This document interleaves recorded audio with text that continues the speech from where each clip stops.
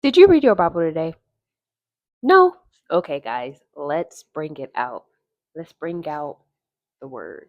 All right, guys, so today we're going to read out of the book of John, chapter 14, verse 15. And it reads, "If you love me, you will keep my commandments." Okay, guys, so I wanted to share this verse with y'all because this is the verse I often have to recite in my prayer and really think about my actions moving forward when it comes to serving Christ and surrendering my life over to Christ. Because if you truly do love Christ, then your actions and your walk with him will reflect that. So in order for me to dissect this text, I just had to understand the true definition of love and ask myself, am I operating in love or am I operating in lust? And when I say lust, sometimes we can lust for money, we can lust for materialistic things, we can lust for maybe a person. Typically, it's lusting about a particular person that can become a stronghold in our life.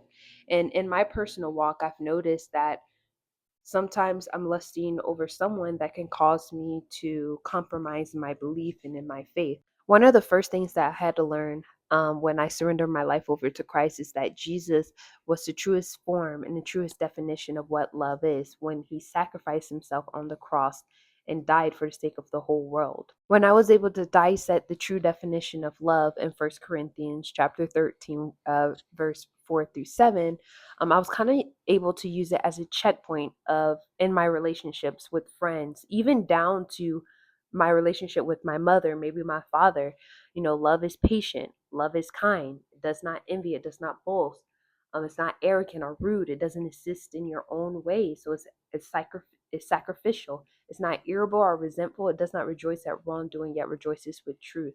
Most oftentimes, we get into relationships where we want to say whatever we can to make the other person feel happy and feel seen. But oftentimes, feeling seen, the best thing that you can do for that person is to be honest. I find myself in situations where people don't want to be read the truth, and that's the quickest way to learn from our mistakes is when we're able to be honest with one another and be transparent with one another. That's why it's so important for each and every one of us.